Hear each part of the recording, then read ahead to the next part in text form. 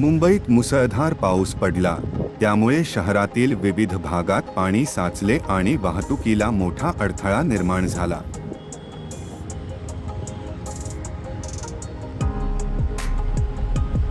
मुसळधार पावसामुळे मुंबईतील अनेक भागांमध्ये पाणी साचले होते. भारतीय हवामान खात्याने आज मुंबईसाठी पिवळा अलर्ट जारी केला असून येत्या 2 दिवसात शहरात मान्सून दाखल होण्यासाठी अनुकूल परिस्थिती असल्याचे सूचित केले आहे.